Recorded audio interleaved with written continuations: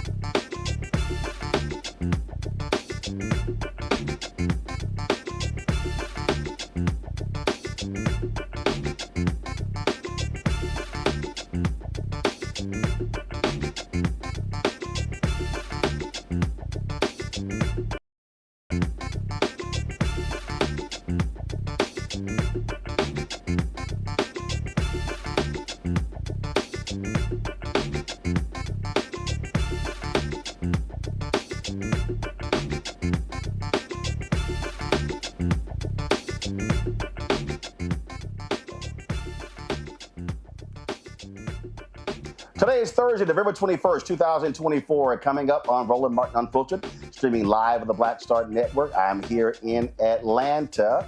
Folks, with every Trump administration appointment, we're seeing Project 2025 taking shape. Janai Nelson, the president and director-counsel of the Legal Defense Fund, will be joining us to explain how Donald Trump's cabinet picks could impact Black America. Matt Gaetz, well, he couldn't take the heat. He has withdrawn his nomination to become the next attorney general. Could it be that second 17-year-old who said he had sex with her, which is also called statutory rape? CNN has uncovered audio of Robert Kennedy Jr. comparing Donald Trump to Hitler and calling his supporters belligerent idiots and outright Nazis. No lies told. The Illinois Supreme Court overturns Jussie Smollett's conviction in his hoax attack trial. Plus, the Justice Department says the Trenton, New Jersey Police Department has a pattern of misconduct. We'll give you those details. Plus, here in Georgia, a former cop who shot an unarmed black man wants a judge to throw out his murder charges. The president of Atlanta's NAACP will give us an update on the Jimmy Atchison murder trial. Plus, a Texas jury awards nearly $100 million to the family of Bolton John, who was killed by a former Dallas police officer. Folks, it's time to bring the funk. I'm Roland Martin Unfiltered on the Black Star Network. Let's go. He's got it. Whatever the miss, he's on it. Whatever it is, he's got the scoop, the fact, the find. And when it breaks, he's right on time and it's rolling. Best believe he's knowing. Putting it down from sports to news to politics. With entertainment just for kicks, he's rolling. It's on go, roll, y'all. It's Roland Martin, yeah. Rolling with Roland now. He's funk, he's fresh, he's real, the best, you know he's Roland Martin now.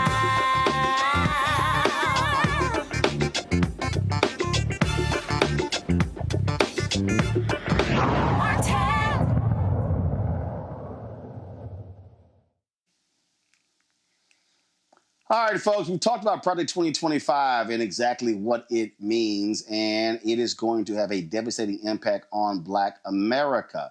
But how much? Well, let's talk to Janai Nelson. She, of course, she's the president and director counsel of the Legal Defense Fund, and she joins us right now from New York. Janai, always glad to have you here.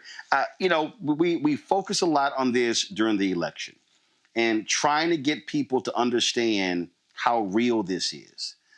Republicans knew the impact, so what did they do? Oh, no, absolutely not. I mean, it has nothing to do with Donald Trump, and he disavows that. He said, I don't want to read it. Oh, he has his own Agenda 47. But the reality is we all knew he was lying, they were lying.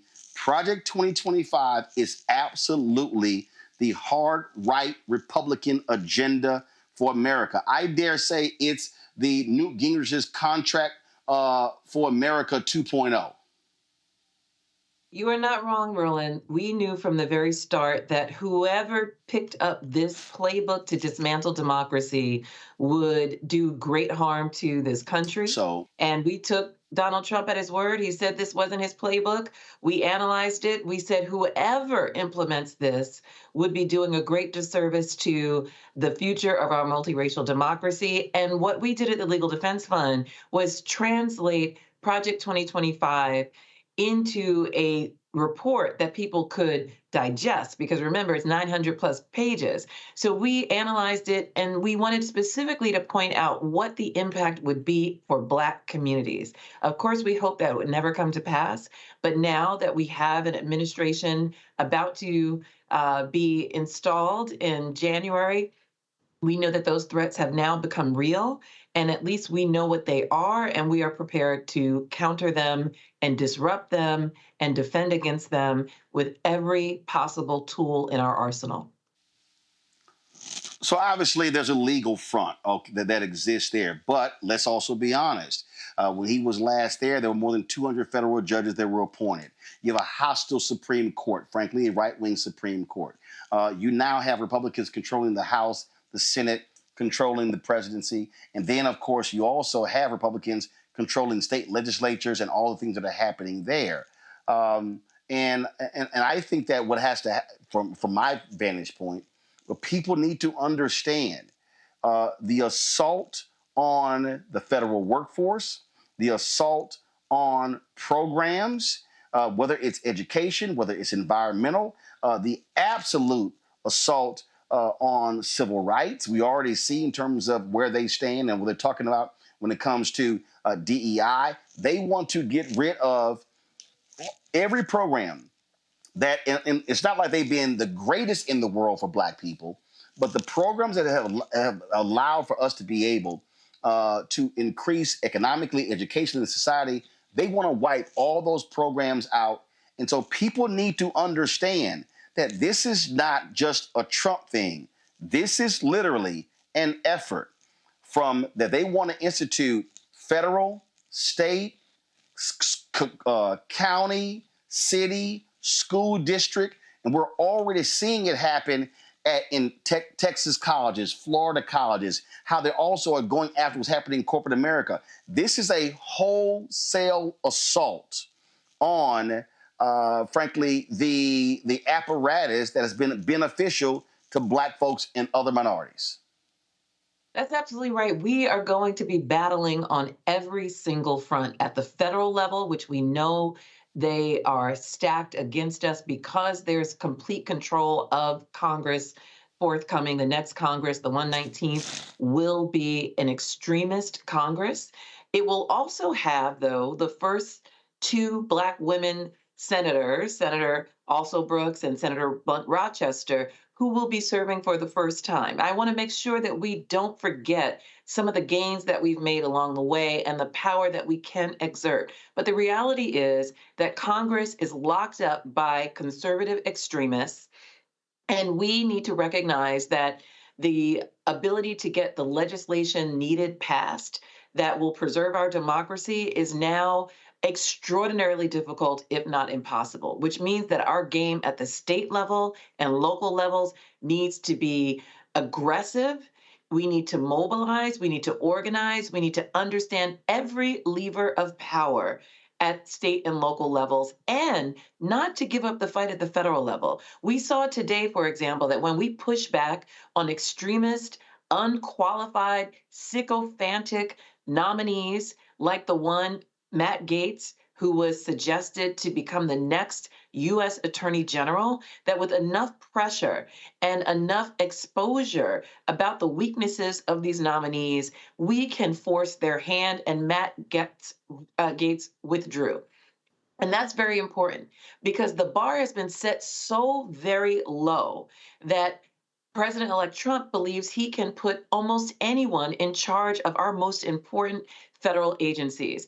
And if you had any regrets about the way you went forward with your vote to install a new government that's hostile to democracy, you need to be standing up right now and demanding qualified nominees for our agency cabinet members who care about the rule of law, who will uphold civil rights, and who will uphold the Constitution. I have not seen a single nominee that fits that bill and who is actually qualified to be part of our federal government leadership.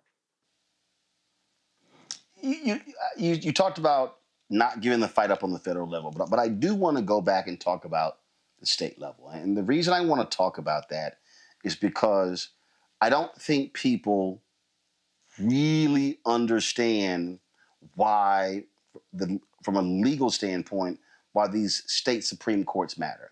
So we just saw in this election gains with the Kentucky Supreme Court, the Michigan Supreme Court. Allison Riggs is holding on to her seat on North Carolina Supreme Court. Anita Earls is going to be up for re-election in 2026, but in 2028, there are 3 Supreme Court seats in North Carolina. If folks focus on that, literally, that court could flip back Democrat. Now, how does that now impact it? Well, when the Democrats control the North Carolina Supreme Court, they ruled against political gerrymandering. It used to be Republicans had a 10-3 advantage on the congressional level. It then went to 7-7. Republicans now control it. It went back to 10-3. That's 4 seats. Those 4 seats are how the Republicans have the majority, how they control the House, just that one state. You not go to Wisconsin. We saw what happened when when the Democrat won in Wisconsin for the state Supreme Court race. There's another seat, that's an open seat that's up in April. And so I think while people are sitting here and being, despondent and people are just upset, angry, and sad, what I keep saying is you can't listen. The next presidential race isn't until 2028. The next congressional race isn't until 2026. We need to be thinking, and as you said, mobilizing and organizing around these crucial state races and do pickups here, here, here to understand how you begin to piece this thing back together, if you will. No, you're absolutely right. We have got to be focused on state and local elections, and state legislatures matter, governors matter. All of the elections up and down the ballot at the state and local levels are key. And you're right, the balance of power can tip in any direction.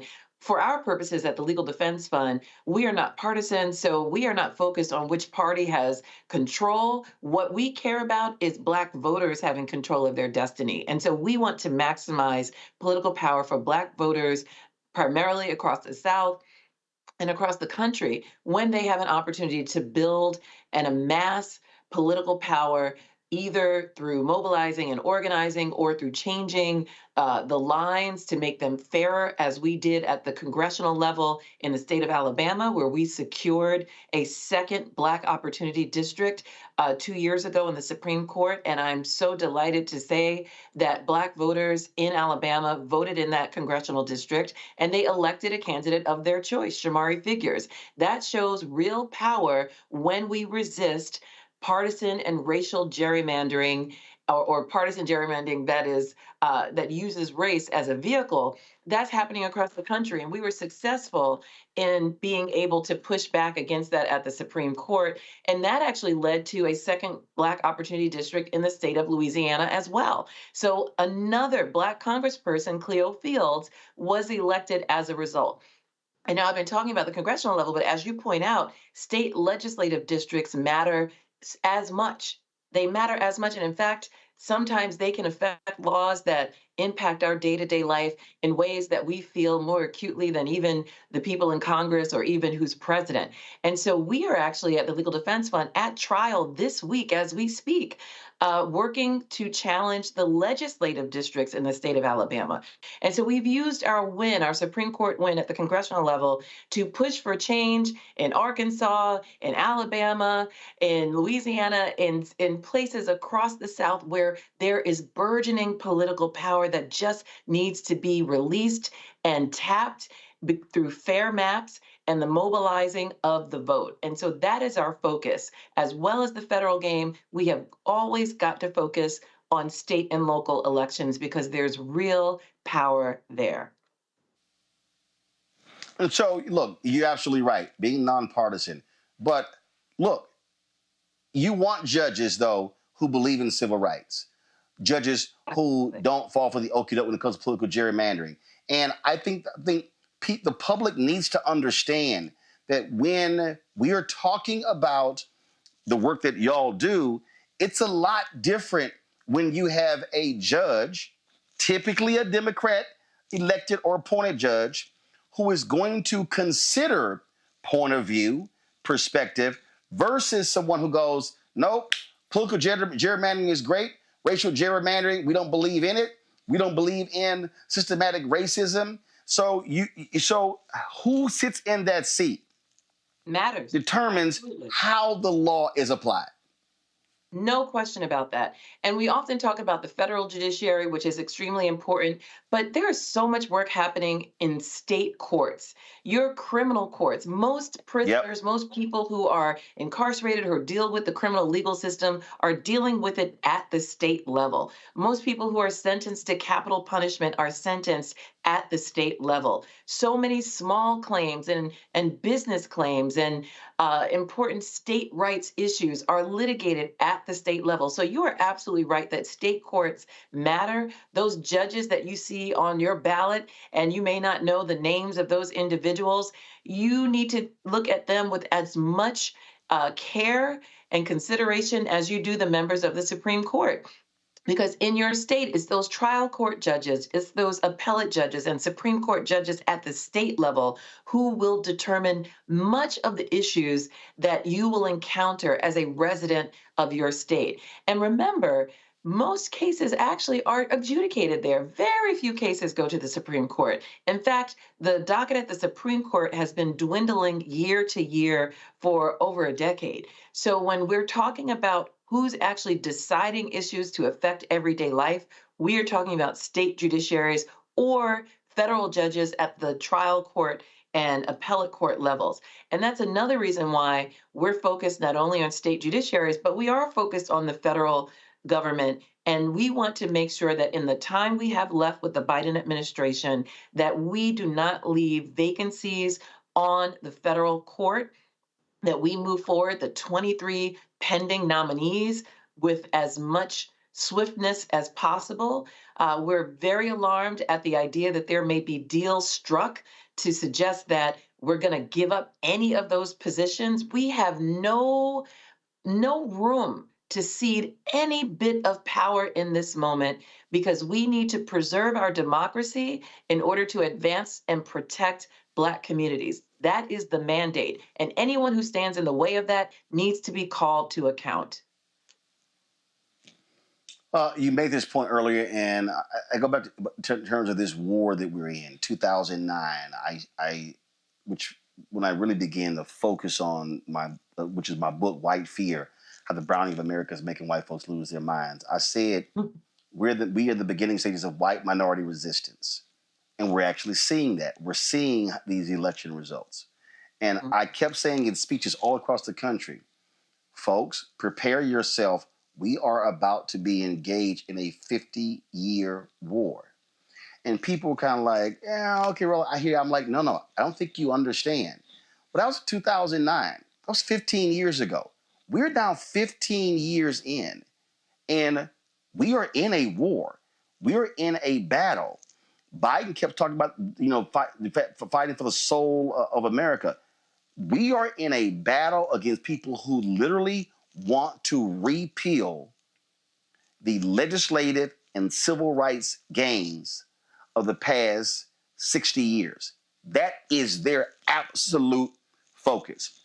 The Federalist Society, when you look at a lot of these right-wing conservative think tanks, they have hated civil rights advances, legal advances, which is why they are so focused on these federal judicial appointments, because it was the federal courts, Brown 1, Brown 2, that really, not the Supreme Court, the lower courts, especially that Fifth Circuit, that really defined, the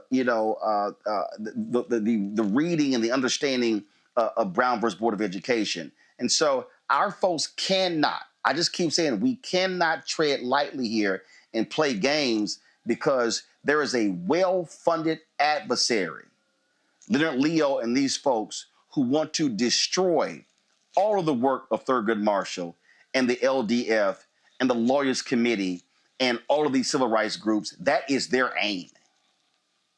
Yeah, there's no question about that. And Roland, I want to go back to something you said earlier.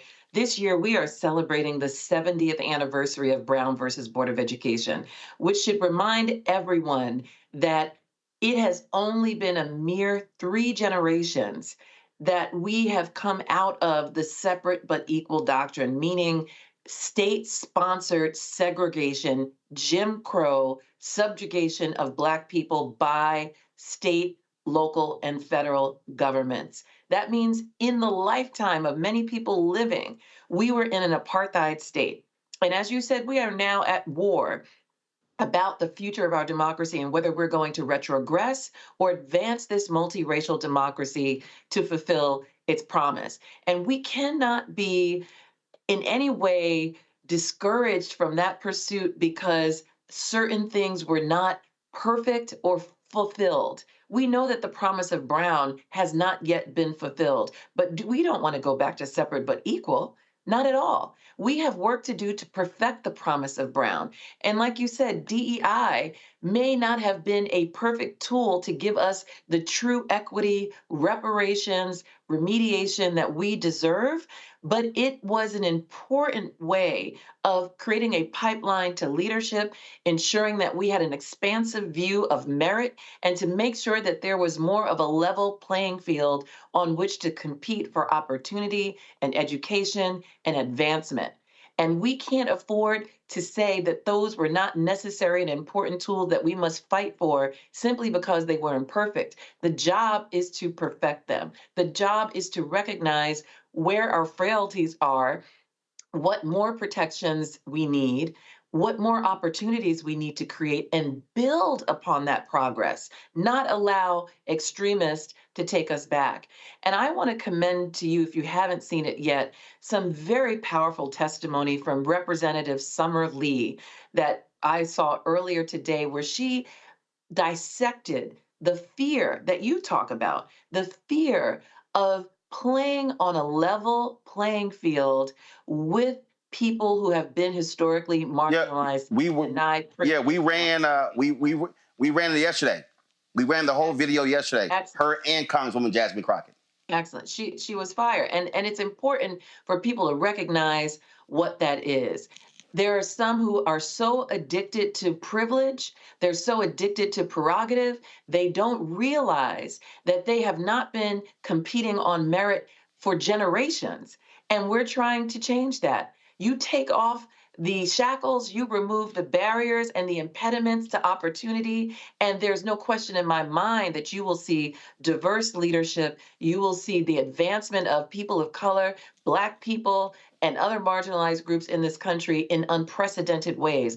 All we need is the opportunity to do it. And what we're seeing right now is a fear, and therefore there's a denial of the ability to continue this progress, but we're not going to let that happen. We're going to continue to push back at every possible level and using every possible lever. All right, Janai Nelson of the LDF. We appreciate it. Thanks a lot. Thank you, Roland. Folks, going to go to break. We come back. We'll talk to our panel and lots more to discuss right here on Roland Martin Unfiltered on the Black Star Network. Hatred on the streets, a horrific scene, a white nationalist rally that descended into deadly violence. White people are losing their damn minds. As an angry pro-Trump mob storms the U.S. Capitol, we've seen We're about to see the rise of what I call white minority resistance. We have seen white folks in this country who simply cannot tolerate Black folks voting. I think what we're seeing is the inevitable result of violent denial. This is part of American history. Every time that people of color have made progress, whether real or symbolic, there has been what Carol Anderson at Emory University calls white rage as a backlash. This is the rise of the Proud Boys and the Boogaloo Boys. America, there's going to be more of this. Here's all the Proud Boys, guys. This country is getting increasingly racist in its behaviors and its attitudes because of the fear of white people. The fear that they're taking our jobs, they're taking our resources, they're taking our women. This is white fear.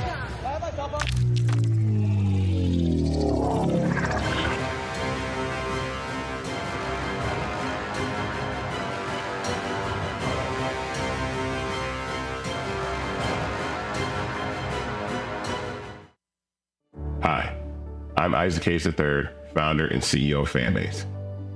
Fanbase is a free-to-download, free-to-use, next-generation social media platform that allows anyone to have followers and subscribers on the same page.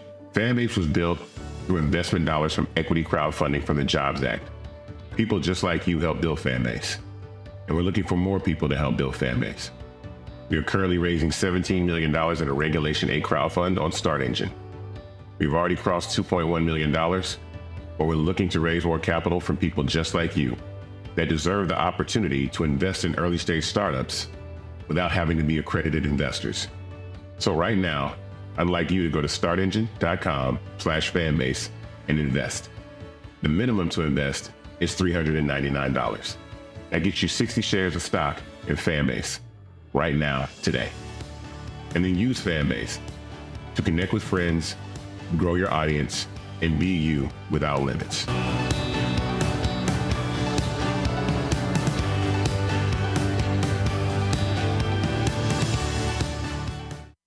Now that Roland Martin is willing to give me the blueprint, hey, Cyrus, I need to go to Tyler Perry and get another blueprint because I need some green money. The only way I can do what I'm doing, I need to make some money. So you'll see me working with Roland. Matter of fact, it's the Roland Martin and Cheryl Underwood show. Well, should it be the Cheryl Underwood show and the Roland Martin show? Well, whatever show it's going to be good.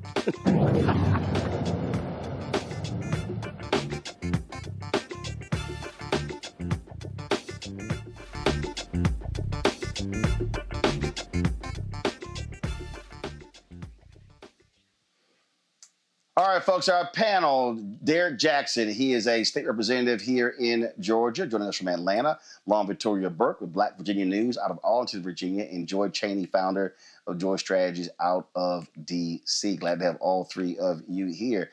Derek, I'll start with you. What I was saying there with Janai, we really need to understand, and I think people need to understand that what we are seeing, this is real. You've got billionaires, not just Elon Musk, but you're that billionaire who gave Leonard Leo $1.3 billion to spend however he wishes. And he is funding, they are literally funding this infrastructure changes. This goes beyond the Federalist Society. And so we can't be willy-nilly about what is happening all around us. There is a clear and present danger of the right wing who wants to attack anything and everything that Black folks have benefited from. It's right there in our faces. Mm-hmm. You know, Roland, it's amazing how you have been sounding the alarm since Taraji mentioned Project 2025 back in June. And now we're starting to see their game plan with all the Trump picks. I mean, these are unqualified individuals. And so it's not going to just impact Black people, it's going to impact America. I mean, you know, just listening to you and Janai Nelson, I started writing down some notes on just the Supreme Court. Let's just take the Supreme Court, for example. Citizens United, the Chevron case, Roe v. Wade, affirmative action, Voting Rights Act are just the few that the Supreme Court started to unravel before the implementation of Project 2025. Then I started writing down some other things, Roland, as you were talking, and you mentioned in your book 15 years ago, Brown versus Board of Education, Loving versus Virginia, Miranda rights. I mean, if you think about this, if we don't have Miranda rights, Roland, that's going to impact every Black person that is profiled, that they want to give police officer sovereign immunity. And so when you start to look at where we're about to head into starting January, the gravity of this is not just the unbalance of checks and balance in our government system. This is going to be billionaires running wild, Trump running wild. And let me make this last point, Roland, is this. All these individuals that voted for Trump, these picks, Roland, they're not for them. It's not going to solve their problems. It's not going to solve their kitchen topic, table topic issues. These things are solely for Trump. It has nothing to do with the 74 million people that said, yes, he's our guy. We voted for him. They're about to see the unraveling of this, the protections that America have for them. You know, Lauren, I listen to a lot of these brothers and sisters, Black folks who are MAGA Trump supporters. They talk about, what they want to get financially and how things are going to happen. And I'm sitting here going, do y'all understand? They are not trying to help you financially. They are not trying to help you launch businesses. They're not looking to expand SBA loans to Black entrepreneurs. And all of these people They don't even realize that the programs that have been created, that they have been able to take advantage of, they want to get rid of them. And I'm like, I don't know what world y'all living in, but that's exactly what Project 2025 and the Republican agenda is all about. Yeah, and they couldn't even be bothered to even hire like Byron Donalds or Tim Scott into the cabinet on a very insular and individual level. You don't even see them, helping anybody that actually helped Trump's campaign, to this point, much less a group think about African Americans in general. Typically in a Republican administration, there is a group of Black Republicans who does see some benefit. We've yet to see what group of Republicans that's going to be. We haven't seen anybody yet. I happened to see Byron Donalds yesterday on Capitol Hill, and he kind of looked sort of glum, and then he did an interview last night where it seems like he's sort of left out in the cold with regard to a administration appointment. But obviously, this is a culmination of really the Southern strategy that started in the late 60s. It's the culmination of Roger Ailes being an aide to Richard Nixon, and then, of course, going on to start Fox News. It's the culmination of the planning of Leonard Leo and the Federalist Society, and you can see that the Republicans play a long, long, long game, and the Democrats are nowhere near catching up to that, not even figuring out on a basic level maybe a 4 or 5 year strategy. And that's been a huge problem. And I'm not sure what is in store for the DNC or the Democratic Party in general with regard to leadership, but their leadership is not strong enough and not modern enough at this moment to go up against what they're going up against, which is a system of lying and disinformation and deliberate misleading of the public, which works in this media environment with a media that is very not up to the job of keeping up with misinfo and disinfo and lying and everything else. And so what this is, to me, is a moment where they are now going to control, of course, all 3 levels of government. And I think they're going to use that control to the maximum, to the absolute maximum. I mean, this is a group that returns again. And we see certain players who I actually think are worse than the first group that came in during Trump's first term. Absolutely. And, Joy, again, I just, people need to understand that when you start talking about massive cuts to federal programs, and I love these people who think, oh, yeah, let's do all of that, because what they're thinking is, oh, that's for them. No. That's also going to be for you. That's right. It's for you. And a lot of those poor white people who voted for Donald Trump, it's for you, too. A lot of them are dependent on Medicaid. A lot of them are dependent on all the same social services programs that they think are for people of color, but it's also for them. The cuts to Medicaid to fund tax breaks, tax cuts that they are not going to get. Cuts to Medicare to fund tax breaks that they are not going to get. That's what they will feel in their pockets. But look, I want to make sure that we're giving a message for those who are out there who, if they're watching your program, they know. The question is, what do we do now? Right now, as the DNC regroups, et cetera, we need to be, as an individual, to person, talking to the people in our families, talking to our so-called white friends, talking to our white family members. We have a very integrated culture.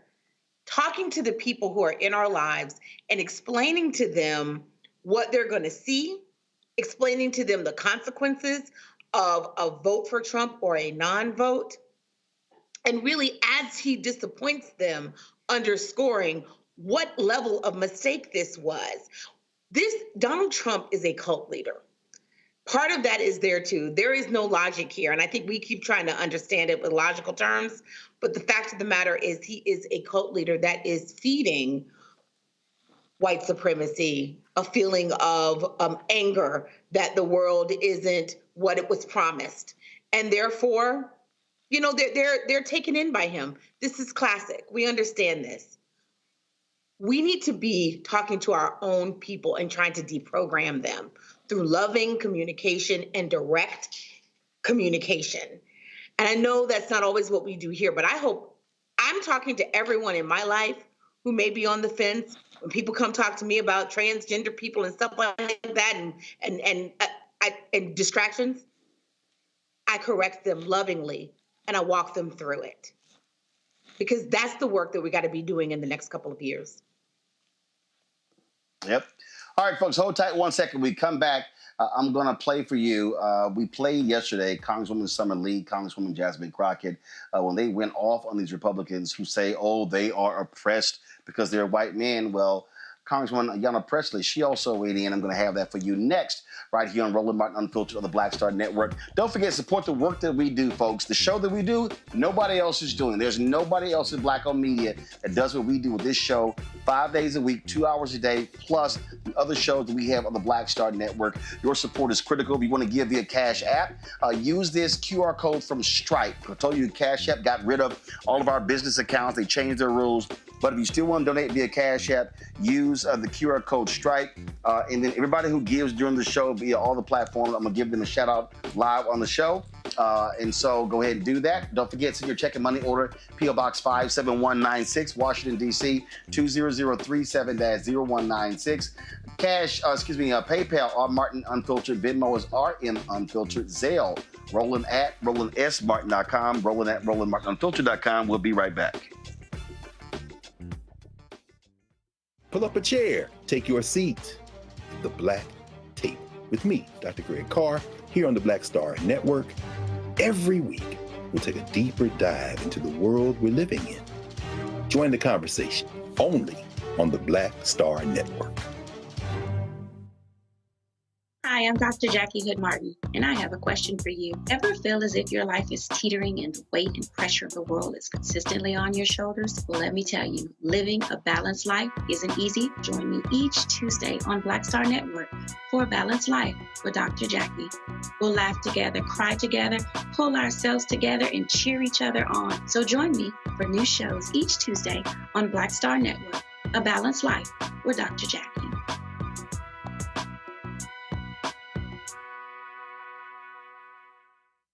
When you talk about blackness and what happens in Black culture, covering these things that matter to us, speaking to our issues and concerns. This is a genuine people-powered movement. There's a lot of stuff that we're not getting. You get it, and you spread the word. We wish to plead our own cause. Too long have others spoken for us. We cannot tell our own story if we can't pay for it. This is about covering us. Invest in Black-owned media. Your dollars matter. We don't have to keep asking them to cover our stuff. So please support us in what we do, folks. We want to hit 2,000 people, $50 this month, raise $100,000. We're behind 100,000, so we want to hit that. Y'all money makes this possible. Checks and money orders go to P.O. Box 57196, Washington, D.C., 20037-0196. PayPal is R. Martin Unfiltered. Venmo is RM Unfiltered. Zelle is Roland at RolandSMartin.com.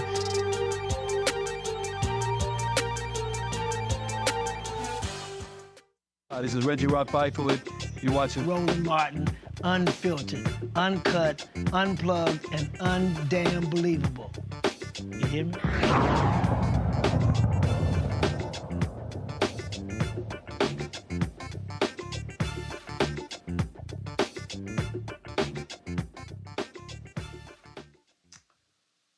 Folks, Black women on the House Oversight panel have been given the heat talking about DEI, Republicans doing their usual nonsense. Well, here's Congresswoman Ayanna Pressley giving her 5 cents in 5 minutes. Of course, Summer Lee and Jasmine Crockett did the same yesterday. We wanted to show you what Pressley had to say. Check this out. This bill titled the Dismantling DEI Act is an utter disgrace. Having sat and read the text in preparation for today's markup, I have yet another example to tell my constituents about the unserious work of the Republican Party. Now, I'll work with anyone serious about progress who wants to center the people who call this country home. This isn't it. The Committee on Oversight has the broadest jurisdiction in the entire House of Representatives to investigate any topic it chooses, but we are debating legislation that denies the sky is blue, water is wet, and racism is real. The major provision of the bill says to ban anything that acknowledges racism. And a few pages later in the exact same bill, there are multiple provisions discussing the presence of racism. This Republican approach is as predictable as it is nonsensical. On one hand, they're saying that racism does not exist. On the other hand, they are saying there is rampant reverse racism. Well, how do you reverse something that never existed in the first place? Riddle me that. While this Republican policy may have a new name, it's the same old tired game. Look, y'all are entitled to your opinions, but not a denial of the facts. Do you all know your history? Do you know American history? The original Constitution counted enslaved individuals as 3/5 of a person. During World War II, the federal government forcibly relocated and incarcerated 110,000 Japanese Americans. The FHA practiced redlining in the 1930s and 60s to deny mortgages to Black Americans, which is why we have a racial wealth gap today. I could go on. The GI Bill, which is supposed to be race neutral, denied access to Black Americans, denying them equal access to education and housing benefits, which is why we do not have generational wealth. Don't talk to me about merit when those Black servicemen fought for our freedoms. And I'd also just like to take a personal note of privilege to say, please keep Dr. Martin Luther King Jr.'s name out of your mouths. Yes. Your perversion of his words and his mission when his children have asked you to stop invoking his name and perverting his work when he was a proud and unapologetic Black man fighting for equality for Black Americans and all marginalized people. So you all are entitled to your opinions, but not a denial of the facts. But I'm not surprised that you would deny American history. What I am, though, is committed. Committed to speaking truth to power, committed to standing up for marginalized communities and vulnerable people, committed to ensuring that everyone has equal opportunity to buy a house, to work a job, to pursue higher education, and to live in a society that is fair and just. A colleague across the aisle invoked the phrase of, we must do everything to stop government-sponsored oppression. Well, I've just enumerated numerous examples, which is exactly why we have legislation and an executive order to reverse this harm. And that is why I'm committed to opposing this bill and urge my colleagues to do the same.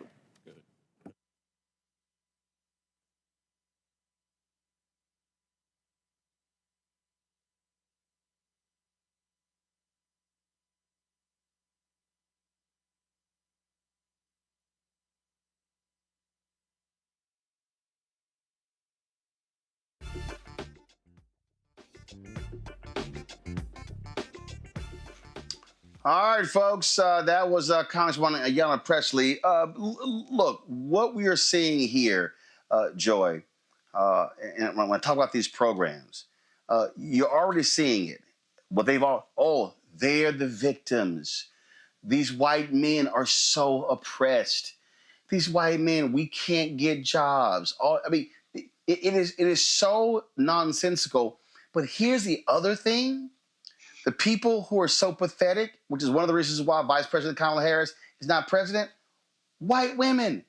White women are the greatest beneficiaries of affirmative action and DEI in this country. Yeah. There are white folks walking around today whose mamas and aunts and sisters and cousins who have got grandmamas who've gotten contracts and built businesses off of MWBE. And what people don't understand is if you are a Black woman, they don't count you in the women category. You're counted in the Black category.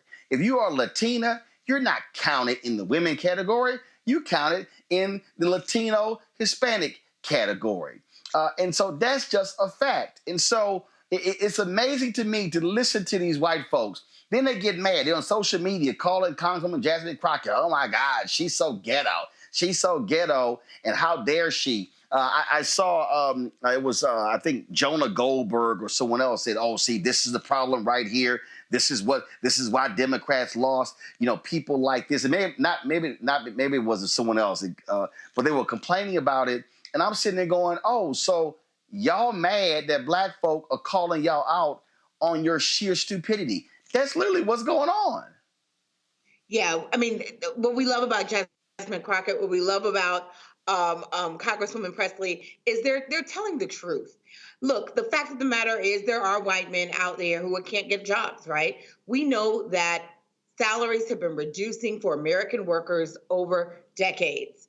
This is why we had an agenda with the Biden-Harris and then hopefully the Harris-Walz administrations that would have been working to solve those problems, to restore the American dream. But people's ignorance, their cult following, their, let's face it, racism and misogyny cheated them out of a future in which we all could have shared. We could have seen improvements. Democrats have made mistakes. You're not going to see me defend any of them on tonight. But the fact of the matter is the American people backed the wrong horse. These folks do not care about them. And I don't want to make it just about African Americans because the fact of the matter is a lot of white people and a lot of women, white women, benefit from these programs. But that's not the narrative we have told. And oftentimes we've made... Hold on, Joy. Let's be real. Joy. Hold on, Joy. No, Joy. We got to be real factual. We got to be factual. Not a lot of white women. When it comes to any MWBE program, the group that has the largest share is the women category, and that category should be WW for white women. You show me construction, you show me any city and state, I'm going to show you where women are getting the most contracts, and that's white women. So when they talk about DEI, DEI ain't nothing but yesterday's global diversity officer. And before that, it was, again, affirmative action programs. DEI ain't nothing but the grandson, the granddaughter of affirmative action. And white women have benefited from DEI. White women in corporate America. White women in law firms. White women in the medical field, in the dental field. And when it comes to these attacks, these white women are silent. Worse, they're not just silent, they're actually voting with the other side. I wish they were silent. It's worse than that. I think that for many of them, they've cast their lots with white men. Some of the things I work in the gender space, a lot of lies that we tell are that, your proximity won't save you. But the fact of the matter is proximity has saved a lot of white women. So they got the saving of the rest of us who fought for equity programs, right? Got them to where they're almost 50% of the workforce, and some workforces even higher than that. They've been the beneficiary of all the DEI and affirmative action. And now they are willing to sink it for the rest of us when it's no longer convenient for them. They are simply not the allies that we wanted them to be. Maybe we didn't even think they were, but they're never going to be the allies that we need them to be. And that's why I won't be walking in the Women's March.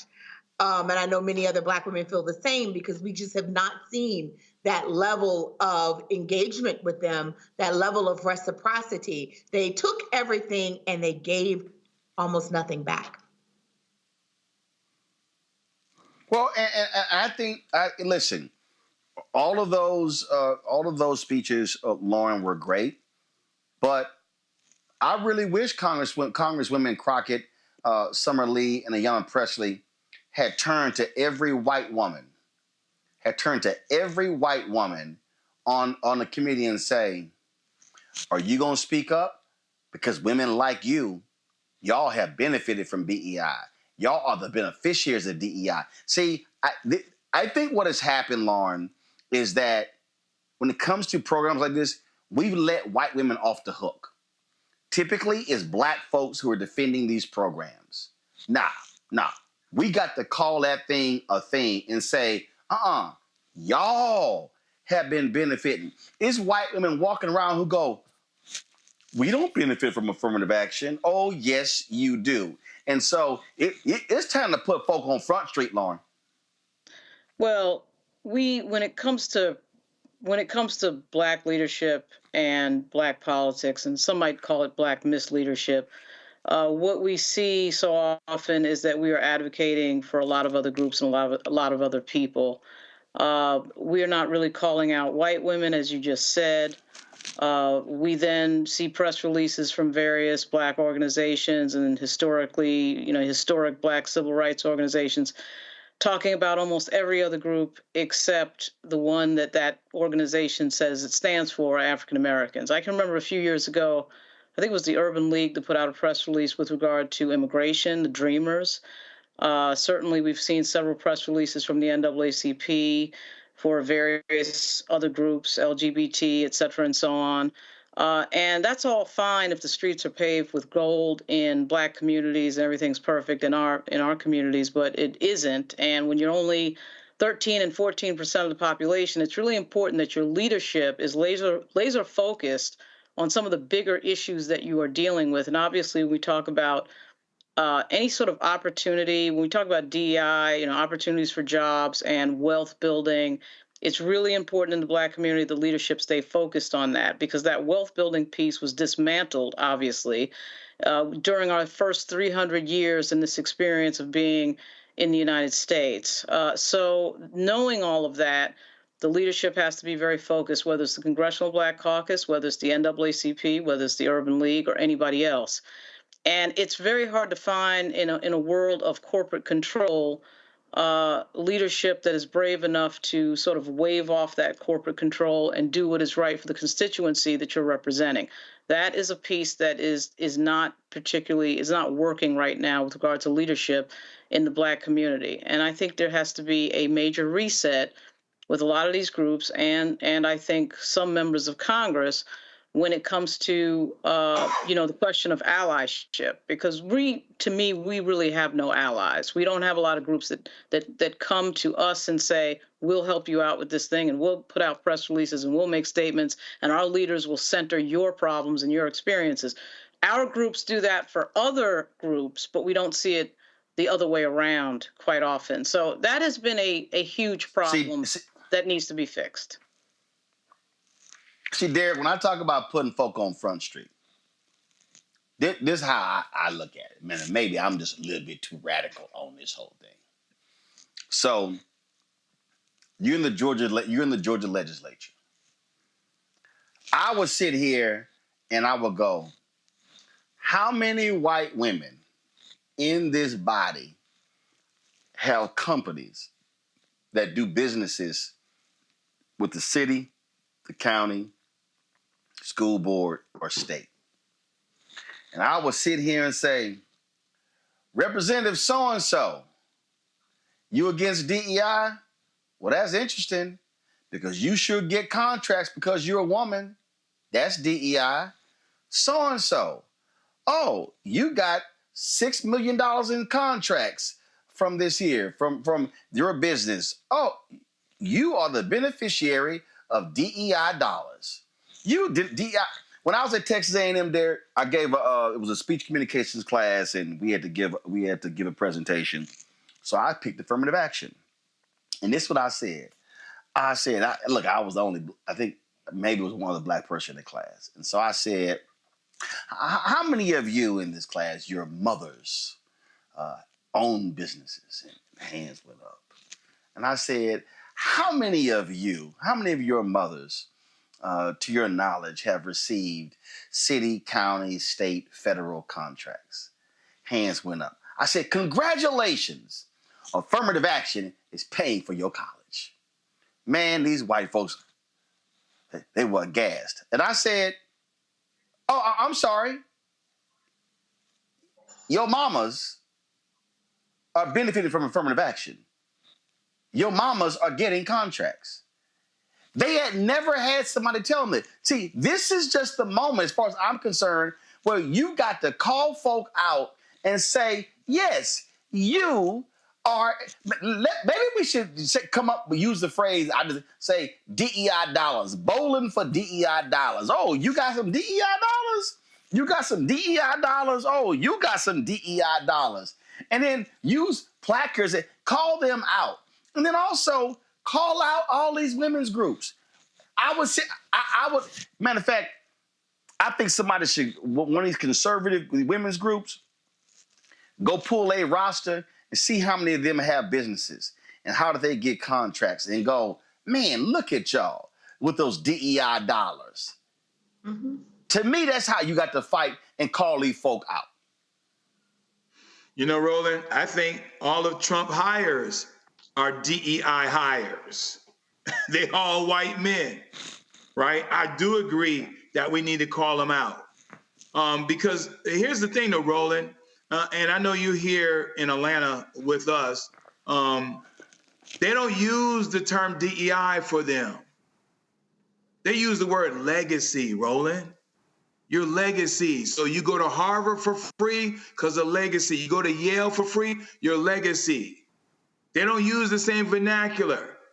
Listen, since last year, Roland, over 30 states have implemented some form of DEI law to either restrict any form of DEI, 30 states.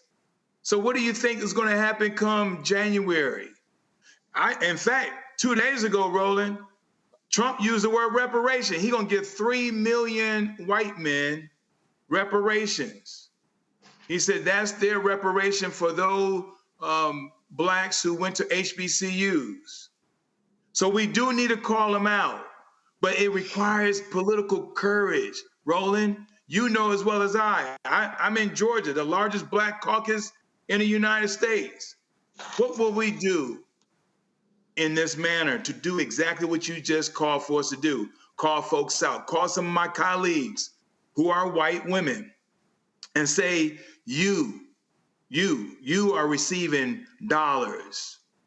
They won't do that, Roland. You know that and I know that because they don't want to exercise political courage to get that done. Well, again, I just think that if you want to expose people for their hypocrisy, you got to call them by name. You got to name check them. You got to expose them, and you got to say, "Oh, look at Miss DEI dollars. Oh, she hates DEI, but she gets contracts because she's a woman." Baby, that's called good old affirmative action. I'm just saying that's what maybe should be done. All right, y'all. Hold tight 1 second. We got lots more to talk about, including how in the hell can Shabuzi break records for the #1 Billboard song 18 weeks, yet when they have the Country Music Awards, he gets totally shut out. Wasn't just Beyonce. What do they have in common? I wonder. You're watching Roland Martin Unfiltered on the Black Star Network. When you talk about blackness and what happens in black culture, covering these things that matter to us, speaking to our issues and concerns. This is a genuine people-powered movement. There's a lot of stuff that we're not getting. You get it, and you spread the word. We wish to plead our own cause. Too long have others spoken for us. We cannot tell our own story if we can't pay for it. This is about covering us. Invest in black-owned media. Your dollars matter. We don't have to keep asking them to cover our stuff. So please support us in what we do, folks. We want to hit 2,000 people, $50 this month, raise $100,000. We're behind 100,000, so we want to hit that. Y'all money makes this possible. Checks and money orders go to P.O. Box 57196, Washington, D.C. 20037-0196. PayPal is R Martin Unfiltered. Venmo is RM Unfiltered. Zelle is Roland at RolandSMartin.com.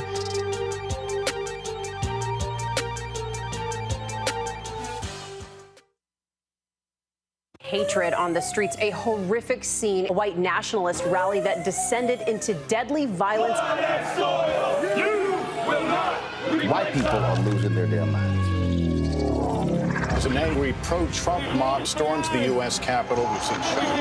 We're about to see the rise of what I call white minority resistance. We have seen white folks in this country who simply cannot tolerate black folks voting. I think what we're seeing is the inevitable result of violent denial. This is part of American history. Every time that people of color have made progress, whether real or symbolic, there has been what Carol Anderson at Emory University calls white rage as a backlash. This is the rise of the Proud Boys and the Boogaloo Boys. America, there's going to be more of this. Here's all the Proud Boys, guys. This country is getting increasingly racist in its behaviors and its attitudes because of the fear of white people. The fear that they're taking our jobs, they're taking our resources, they're taking our women. This is white fear.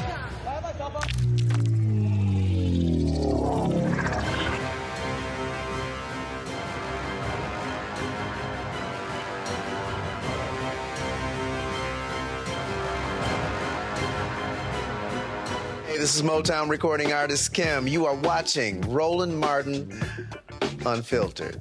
That boy, he always unfiltered, though. I ain't never known him to be filtered. Is there another way to experience Roland Martin than to be unfiltered? Of course he's unfiltered. Would you expect anything less? Watch what happens next.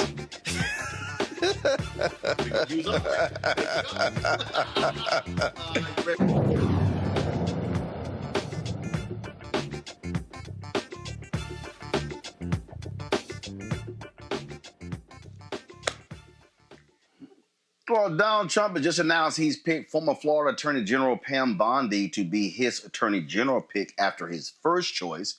Former Florida Congressman Matt Gaetz withdrew from being considered for AG. This was a tweet that he posted. I had excellent meetings with senators yesterday. I appreciate their thoughtful feedback and the incredible support of many. While the momentum was strong, it is clear that my confirmation was unfairly becoming a distraction to the critical work of the Trump-Vance transition. There's no time to waste on a needlessly protracted Washington scuffle. Thus, I'll be withdrawing my name from consideration to serve as Attorney General. Well, guess what? I ain't got to read the rest of that crap, y'all. But here's actually what happened. CNN called Gaetz and said, hey, we are aware that a second 17-year-old girl said you had sex with her. Well, because that 17-year-old girl is underage, that's called statutory rape. Democrats wanted the House Ethics Committee to release their report detailing its investigation into Gaetz, but Republicans blocked it. And they were saying it shouldn't release. Speaker Mike Johnson shouldn't be released. But then you had Republicans saying in the Senate saying, no, the report's going to come out. Don't you find it a little ironic, Lauren? 45 minutes after CNN placed that call and said that was a second 17-year-old who said not only did he have sex, that he also engaged in a threesome with that 17-year-old, that Gaetz was like, yeah, I need to go back home. Obviously, it wasn't a coincidence that that phone call came in from CNN, and then, of course, Gaetz withdraws his nomination. He's been living with these allegations for, I think, about 3 or 4 years now. It was effectively announced in the media 2 or 3 years ago that, I think it was the Daily Beast that came out with a story and said they had certain documents, they had certain sources that were saying that all this is true. Yet here we are 3 years later with no charges and allegedly, I guess, an investigation at DOJ by one of my least favorite members of the Biden administration, Merrick Garland. Merrick Garland is an absolute disaster. And I would just say that I am obviously not a fan of Matt Gaetz. I think Matt Gaetz is crazy. I've seen some of his antics up close from the press gallery in the U.S. Capitol. At the same time, I'm not a big believer in believing anything in this world that we live in, of anybody saying anything and misinfo and disinfo and no charges. And so if everything it's alleged is true, then I'm confused as to why there are not criminal charges that have been filed against the former congressman from Florida. And after seeing what happened to the 41st Lieutenant Governor of Virginia, Justin Fairfax, who I was working for at the time in Virginia in 2019, I don't believe anything until there's an investigation and the police are involved and there's a thorough read of everyone's testimony under oath. I just don't. I'm not a fan of Matt Gaetz, but I'm a little confused as to why it is we're sitting here year after year. DOJ looked at this and then comes up with nothing. And then we have this moment right here. I mean, maybe it's true. I don't know. But I'm a little bit tired of this sort of routine of having no professional investigation. We have people who investigate things in this country, particularly with regard to sexual crimes. And yet this is always regulated to a discussion in the media and a Jane Doe and all this other stuff. I want facts on the table. I want an investigation. And I want all parties to be heard. But I'm not a fan of this. I'm just not. And that's just where I stand, because I've seen it up close. And I think you're right, Roland. Certainly there's a correlation between the phone call to CNN and him resigning. But again, if this is true, where's the Justice Department? Where are the police? And where are the charges? Where's an indictment? I don't get that. That's confusing to me. Well, but here's the deal, though. I mean, look, the reality is this, Joy, and we see this all the time. We know that there are prosecutors who, we don't have enough. We don't have enough. We don't have enough. We know even on for the feds, it's like if they don't have a guaranteed win, they're not going to charge. But there were other people who were buddies of Matt Gaetz, who did plead guilty. We also know how they protect members of Congress. And here's the other deal. This is real simple. If there was no smoke here, why did Republicans fight so hard not to have it released? See, that's the real deal here. See, what these folks are doing is they know exactly what's going on, and they have their moral, righteous indignation. But it's amazing how when one of theirs, we can just overlook all of those things. No, just shut up, confirm them. Nah. Not happening. Not happening at all. Well, let's be clear. What happened behind the scenes is a lot of Republicans also came to President Trump and said, this is going to be a nominee that's not going to make it across the finish line. And therefore, that also was a reason. CNN, political pressure from the inside. Now, with respect to releasing the report, some of them don't want the report released because they also have investigations that have been filed against them, and they would not want the incomplete investigation released. But also, let's be clear, we were going to get that report. Someone was going to leak it. Whether they considered themselves just a rogue agent or a whistleblower, someone was going to release that report. We knew we were going to get it, that the walls were closing in on Matt Gaetz, if you believe he was real to begin with. Because the fact of the matter is Pam Bondi is going to sail through confirmation because he has been, once you have Gaetz stopped, senators are going to be more inclined to accept whoever Trump's replacement is, in this case, Ms. Bondi, who is a credible pick from Trump, especially compared to the yahoos and the clown car participants that he's picked before. So this might have just been the setup, but they overplayed their hand because there was a second person out there. But the fact of the matter is Matt Gaetz was never going to be Attorney General. Derek. You know, Roland, the truth of the matter is there are others that Trump selected with sexual allegations. I just Googled just now, Roland, and 3 others names popped up in addition to Gaetz. Pete Hegseth has sexual allegation. Robert F. Kennedy Jr., sexual allegation. And so when you think about where we are, Pam Bondi is not going to bring charges against her boss or Pete Hegseth or anyone else in Trump's cabinet. And so the reality is we have to figure out what we must do at the state level, where I am as a state legislator, what we got to do to make sure that the rule of law still holds true. But right now, as I see it, I'm not comfortable that they're going to bring anybody to justice as it relates to sexual allegations, sexual assaults, sexual abuse, because they are part of his cabinet. Yeah, well, again, you got Republicans.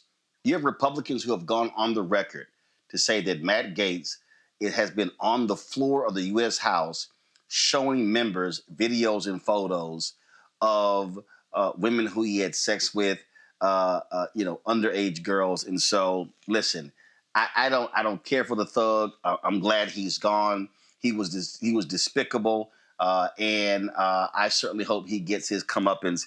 And so thank goodness he will not be the chief law enforcement officer of the United States. Now, Robert Kennedy Jr. Kissed Trump's ass, got him a big appointment. But CNN uncovered this audio here where he didn't have a lot of good things to say about Trump and his idiot MAGA supporters. Listen. You know, one of the things that you write so beautifully, and your stuff is so fun to read, but you write about Trump. Quote, the way that you build a truly vicious nationalist movement is to wed a relatively small core of belligerent idiots to a much larger group of opportunists and spineless fellow travelers whose primary function is to turn a blind eye to things. We may not have that many outright Nazis in America, but we have plenty of cowards and bootlickers, and once those fleshy dominoes start tumbling into the Trump camp, the game is up. When you talk about fleshy dominoes, Chris Christie comes to mind. Yeah, exactly. Oh, so Derek, they just love themselves some RFK Jr. now. Trump nominated him the Secretary of Health and Human Services, but they lost their minds when Hillary called them deplorables. That sounded a lot more vicious than what Hillary had to say. I'm up here giggling, Roland, because not only did RFK Jr. have a lot of things to say about Trump, but J.D. Vance, Marco Rubio, Lindsey Graham, they all came around. They did a 360 and turned around and kissed the ring, I mean. The bottom line is, Roland, they do not have any morals. Hypocrisy, they eat it for lunch and dinner. They really don't care, because they'll say, just like J.D. Vance said, oh, I said that in 2016, but 8 years later, I really don't mean that. Trump's not America's Hitler. He's not a fascist. And so here we are. What is truth? What is hypocrisy? And so in his cabinet, we're going to find, Roland, the first cabinet meeting, we watched it the first time around. The camera's going to span across all of their faces, Roland, and they all going to kiss the ring. How appreciative that they were selected to be part of this cabinet. They're less than a man. Joy, when I listened to how RFK described Trump and his supporters, I was like, no lies told. In fact, you know what? Let's just hear. Hold on one second. Let's just hear it again. You know, one of the things that you write so beautifully, and your stuff is so fun to read, but you write about Trump.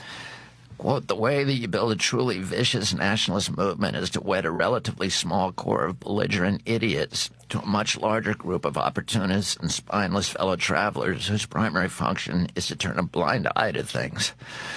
We may not have that many outright Nazis in America, but we have plenty of cowards and bootlickers, and once those fleshy dominoes start tumbling into the Trump camp, the game is up.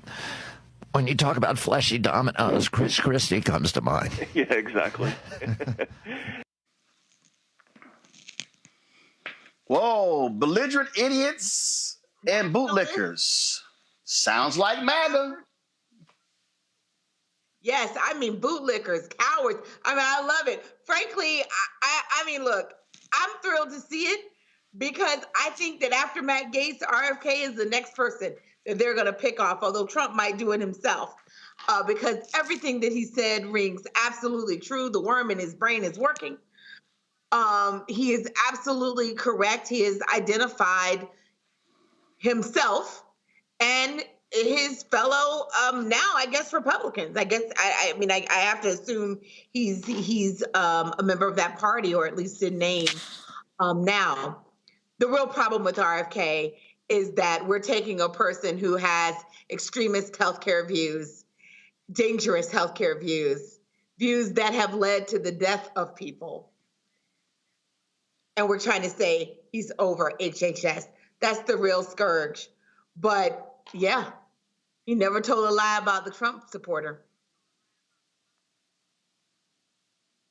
Well, I just sat here, and what gets me is, Lauren, I love it how these MAGA nutcases, when they go crazy, when people blast them and call them names, and the nasty, vicious, despicable things that they say about other people, they act as if, oh, how dare you criticize us? I mean, they truly are the ultimate snowflakes. Yeah, that's the brand. The brand is we get to say whatever we want. We get to be as crazy and nasty as we want. And then when you give it back to us, we can't take it. I mean, we've seen that year after year after year after year. But oftentimes it is the case that people who are vindictive and negative about everybody else and critical of everybody else can't take any criticism. Somehow that seems to be always the case. I actually think Robert F. Kennedy is going to get through. I mean, if we're going to have a sitting president of the United States who is a felon. I mean, I don't understand why anybody thinks that anyone under him would not get through. I was actually kind of surprised that Gaetz withdrew his nomination. This is their brand. Their brand is we can do whatever we want. We can say whatever we want. We can get felonies. We can break the rules, all that stuff. I think we should remember, though, during the first Trump administration, a lot of these people turned over in a matter of months, and didn't last very long in the positions that they were in. There's a tremendous amount of turnover in the first Trump term, and there's no reason to believe that that's not going to repeat itself. Mm-hmm. All right, folks, let's talk about this story out of Illinois, where the Illinois Supreme Court overturned the conviction of actor Jussie Smollett for orchestrating a hate crime hoax. Smollett's appeal argued that a special prosecutor should not have been allowed to intervene after the Cook County State's Attorney Office dropped an initial 16 counts of disorderly conduct after Smollett performed community service and forfeited a $10,000 bond. Smollett's attorney says the conviction being overturned should not be a surprise. Prosecutions should be based on facts. Prosecutions should not be based on vindictiveness. This was a vindictive persecution, not a prosecution. Let's not make any mistake about that. The Supreme Court was clear. The rule of law and due process have to remain the fundamental process for which the American jurisprudence is run. It is not run by public opinion. Now, we face a big challenge, defense attorneys all around the country, especially in the age of social media, where there's a mass dissemination of information that are not facts in evidence. And the big challenge is holding the line for the rule of law. And that's what exactly this court did, and we're very happy with the decision today. We're very pleased, but it was expected. We shouldn't be surprised. This is the law of the land in this particular state and all around America. 2021, a jury convicted Smollett of 5 counts of disorderly conduct for his 2019 claims of being a victim of a racist and homophobic attack. Smollett was sentenced to 150 days in jail, but was released after only 6 days. Here's a thing right here, Joy, that I think is just really important. That what his attorney says is rule of law. The fact of the matter is this here. There were people in Chicago, Rahm Emanuel, the Chicago superintendent, who later, of course, was kicked to the curb when he was found sleeping behind the wheel of his car. They were pissed off and angry with what Kim Foxx did as the state's attorney. And so they forced this special prosecutor, who then said, I'm going after you. And so this was literally vigilante justice, and we're going to use a law against you. Hey, the state's attorney, she's elected. She made the decision. They were mad that she dropped the charges, and they said, oh, hell no, we got to make this Negro pay. It doesn't matter if you think he did it or not. How they targeted him with a special prosecutor, that's what this Supreme Court has ruled against. That's correct. I mean, these, look, when we're talking about the law, public opinion really has absolutely nothing to do with it. This should never play a role here. It's about facts and evidence. It's about doing what you would do in any case where the person wasn't well known. Because when you violate that, one, it can be later overturned. We've seen several high-profile overturnings, including Bill Cosby. It also seems to suggest that, look, when it comes to, we brought up Merrick Garland before, when it comes to restraint, it feels like restraint is only reserved for white people. Because when it comes to Black people, people are eager to make an example out of us, to listen to the mob, the lynch mob, if you will. That's what happened here. And it doesn't matter whether it's a Black person doing it or not. It's the screaming and the yelling, and he has to be punished, and he has to be punished in a way that we think is appropriate, that the public, that feeds almost like a gladiator style. Are you not entertained? That's what's happened here. And it's been overturned with time, as we should have expected that it would be. Unfortunately, a lot of money and loss of freedom has occurred, and there should be, in my view, some restitution for that. This was an abuse of power. Well, I think here, Lauren, where this is where, again, we talk about law. Look, there were a lot of people who were angry when the Pennsylvania Supreme Court overturned the conviction of Bill Cosby. But what does that mean? The law is the law. And part of the thing about the law is that, again, that sign etched in stone above the Supreme Court, it says equal justice under law. Now, we know with Donald Trump, it's not equal justice. We know that there are two systems here. But this is the Illinois Supreme Court saying, y'all used a special prosecutor to override the decision of the state's attorney who was duly elected because you were hell-bent on prosecuting Jussie Smollett. Yeah, they clearly were mad about Kim Foxx's decision. That's obvious. Interesting case, and a real unfortunate thing that it took this long to unpack this entire moment. I mean, this happened in 2019. It's 5.5 years ago. It's like 5 years ago, and finally, we're finding out that maybe they shouldn't have been prosecuted this way. But it is a result of having, I think, sort of obviously a resentment for the fact that there was, in fact, a Black woman who was in charge of that decision. In the Cosby case, it's very reminiscent of that. When you see sort of these moments where the law is unpacked later, it really is kind of a shame that it can't happen in the same sort of time period. But public opinion, the court of public opinion, and the feeling that the public wants a certain outcome plays a huge role in these cases. And in the Smollett case, the feeling was, oh my goodness, how dare he do this thing of making up a story? He needs to be punished. That was the overwhelming social media feeling. It was the same thing with the Cosby situation that had gone on for years in the media, and how dare he not get punished? And of course, when you unpack the details very deliberately in a judicious manner, you get different results. And certainly in the rush to sort of get somebody behind bars, a lot of these prosecutors, we've seen it time and time again. John Grisham has a book that just came out called Framed that goes over 10 cases of people who were prosecuted incorrectly, who were innocent. And of course, the entire Innocence Project, situation, gives us example after example of certain situations like this. I do think it is interesting that his attorney got up and, of course, because that's not what this moment was about. Of course, the attorney did not mouth the words that Mr. Smollett did not make up a story. But this moment, not, as you said, Roland, really isn't about that question. It is the question about whether or not this justice was merited out correctly. But it really was them trying to reverse the decision of a Black female prosecutor. Yeah.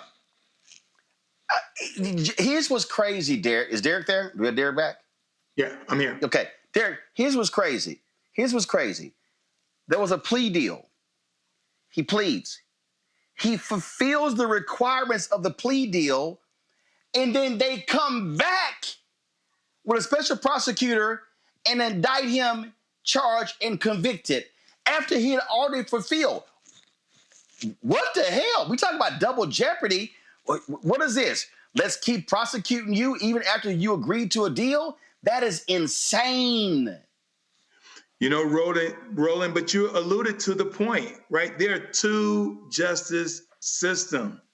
And I appreciate Lauren's point about the social justice project, because I recall, Roland, about a month or so ago, all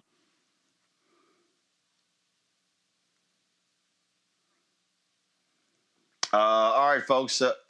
Derek, his signal is frozen, so we're going to get that together. Let's do this here. Let's go to a break.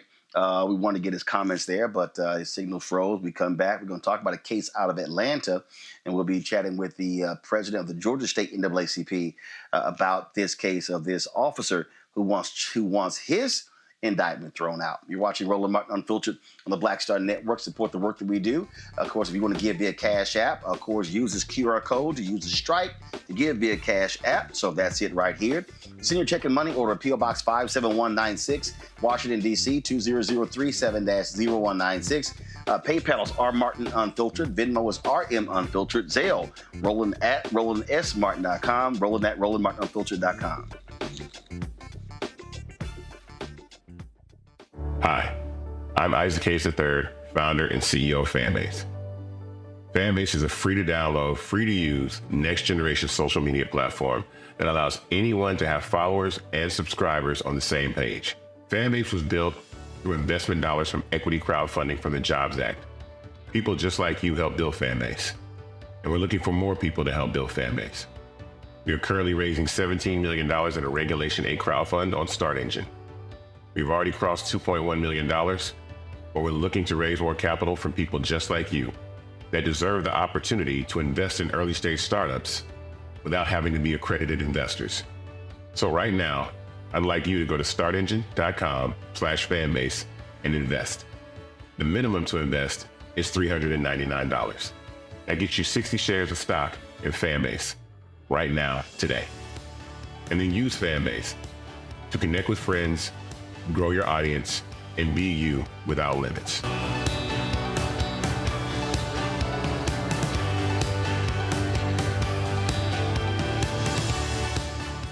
Hatred on the streets, a horrific scene, a white nationalist rally that descended into deadly violence. White people are losing their damn minds. As an angry pro-Trump mob storms the U.S. Capitol, we've seen We're about to see the rise of what I call white minority resistance. We have seen white folks in this country who simply cannot tolerate black folks voting. I think what we're seeing is the inevitable result of violent denial. This is part of American history. Every time that people of color have made progress, whether real or symbolic, there has been what Carol Anderson at Emory University calls white rage as a backlash. This is the rise of the Proud Boys and the Boogaloo Boys. America, there's going to be more of this. Here's all the Proud Boys, Dave. This country is getting increasingly racist in its behaviors and its attitudes because of the fear of white people. The fear that they're taking our jobs, they're taking our resources, they're taking our women. This is white fear.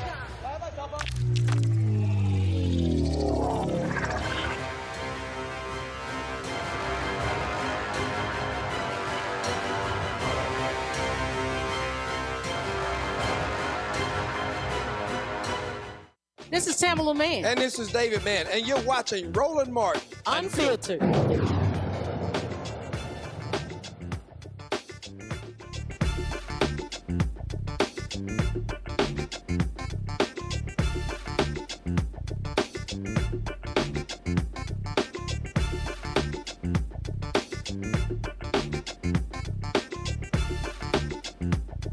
Martin!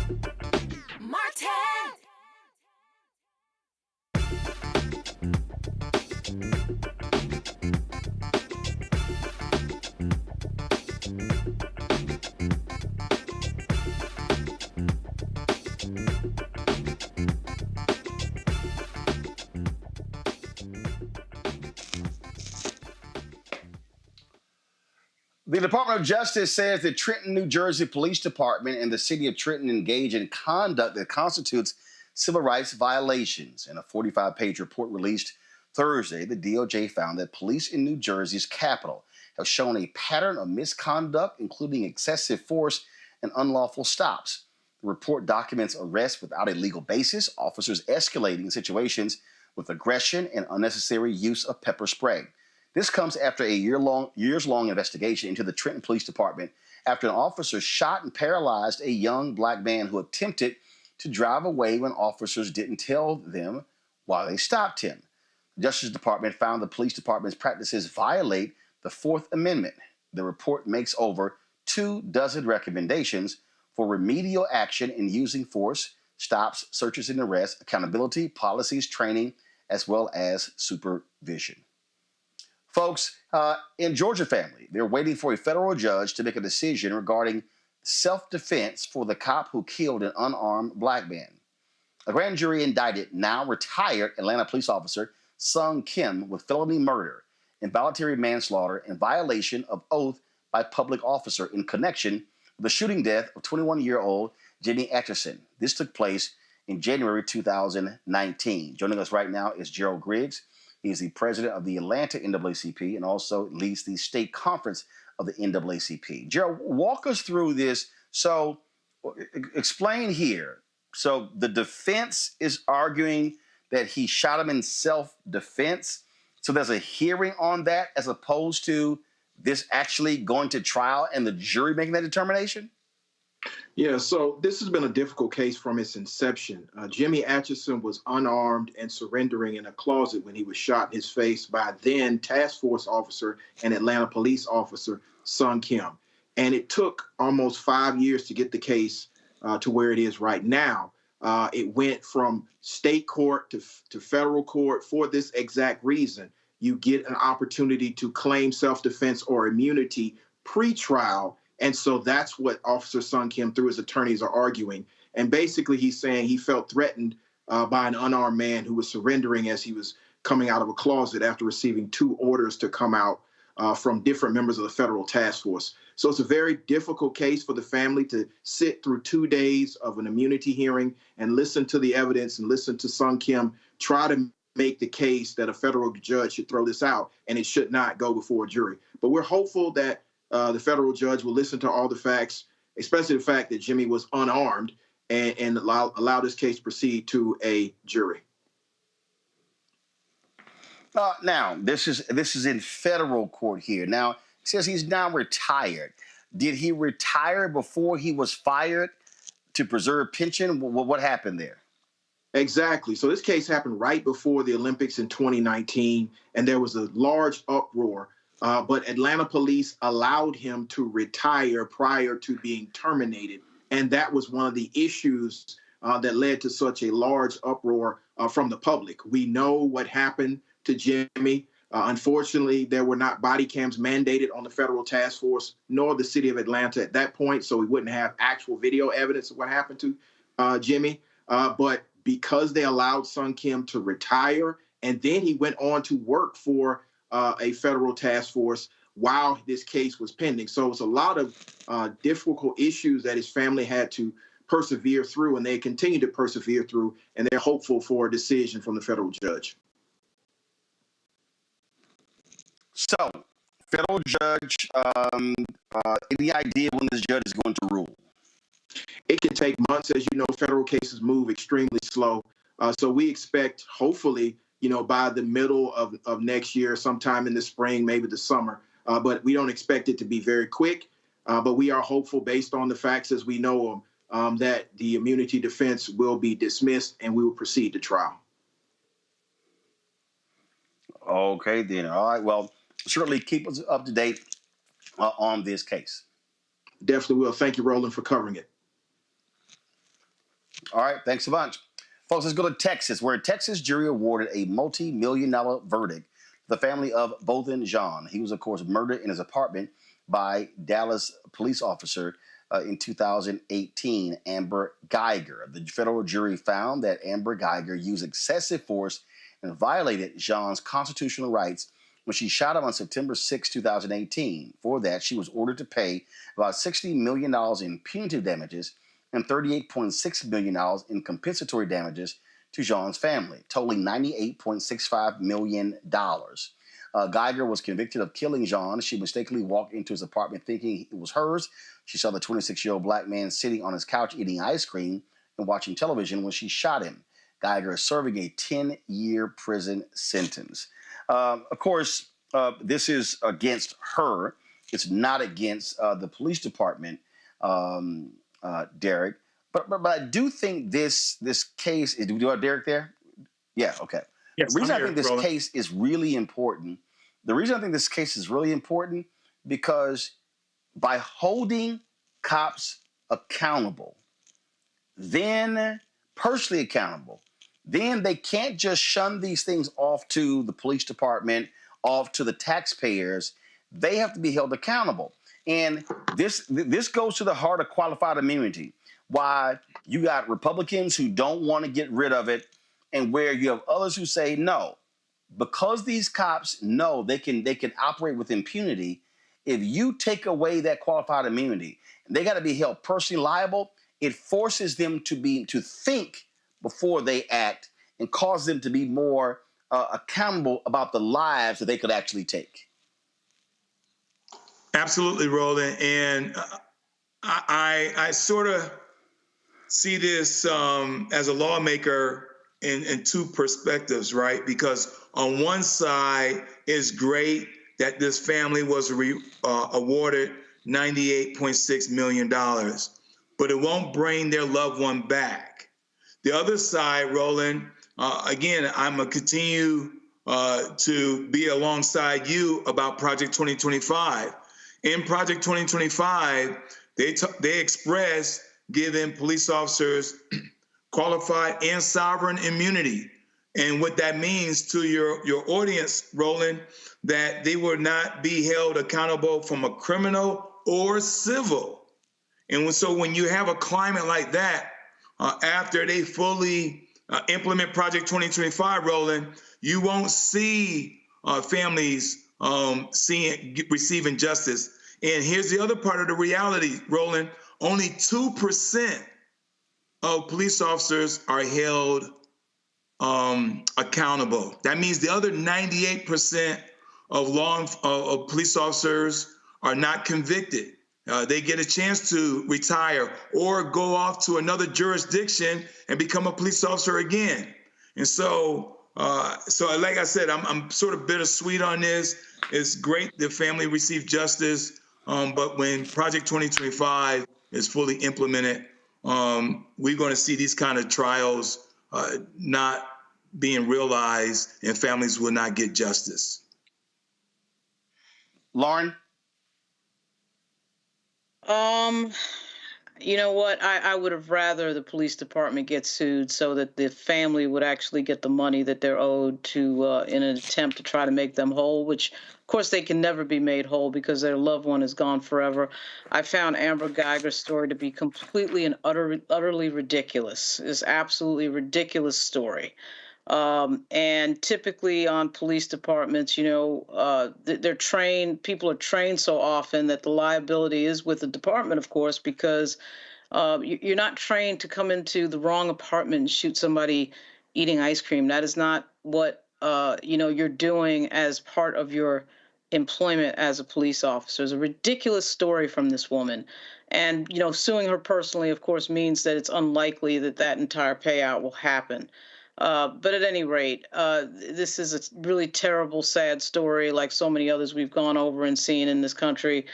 And, you know, I'm just kind of, you know, pissed off about this story because this is a dumb story. Her testimony in court was stupid, and she clearly was engaged in something ridiculous that, of course, she didn't want to fully admit to in court. So we heard that ridiculous story when this was in the news.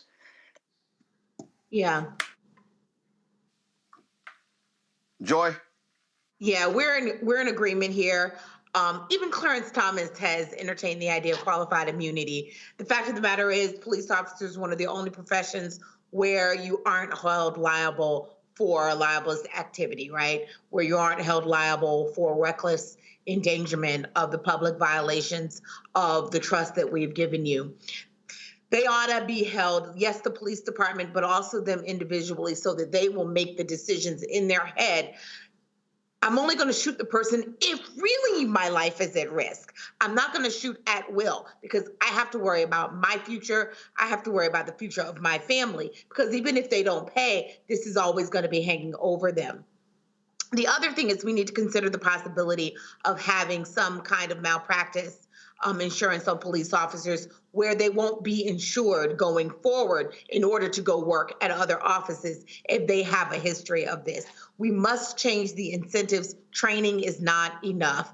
We have tried that model. It's not enough. We can't shame them into doing it. We have to incentivize better behavior by cops, and we have to incentivize police departments to make better choices about who works for them. And that means also diminishing the role of the police union. Absolutely. All right, folks, gotta go to a break. We come back. Country Music Awards. How in the hell can you be the breakout star of the year, Shabuzi, and you just get completely shut out of all the top awards? And then, what was the shade thrown towards him from the stage? People are talking about this on the social media. We're going to talk about it next, right here on Roland Martin Unfiltered on the Black Star Network. Hi, I'm Dr. Jackie Hood Martin, and I have a question for you. Ever feel as if your life is teetering and the weight and pressure of the world is consistently on your shoulders? Well, let me tell you, living a balanced life isn't easy. Join me each Tuesday on Black Star Network for A Balanced Life with Dr. Jackie. We'll laugh together, cry together, pull ourselves together, and cheer each other on. So join me for new shows each Tuesday on Black Star Network, A Balanced Life with Dr. Jackie.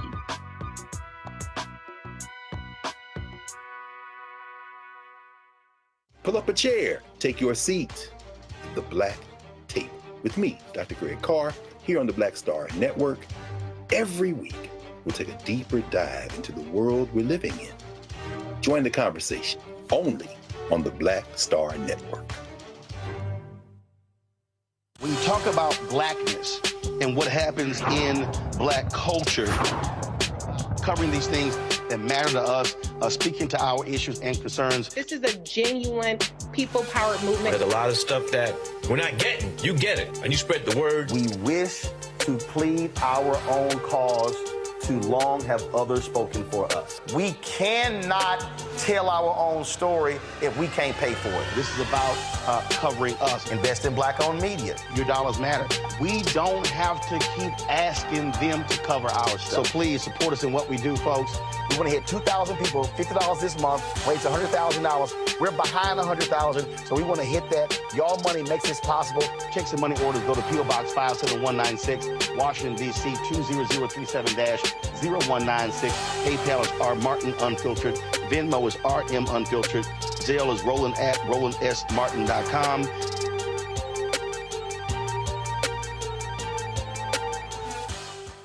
I'm Russell L. Honoré, Lieutenant General, United States Army, retired, and you're watching Roland Martin Unfiltered.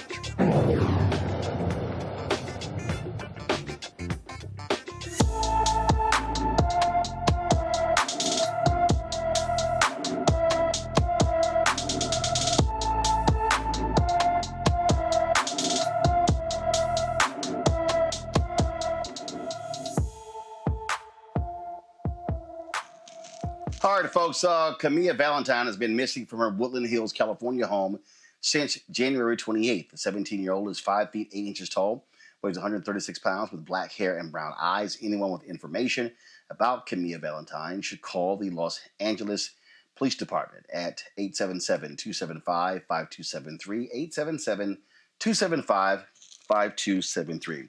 All right, folks, last night, the Country Music Awards took place, and Shabuzi, Black country music star, he was nominated for got the biggest song of the year. He was nominated for New Artist of the Year. He was also nominated so he was nominated for New Artist of the Year, Single of the Year, but he came up empty. Now, his was interesting.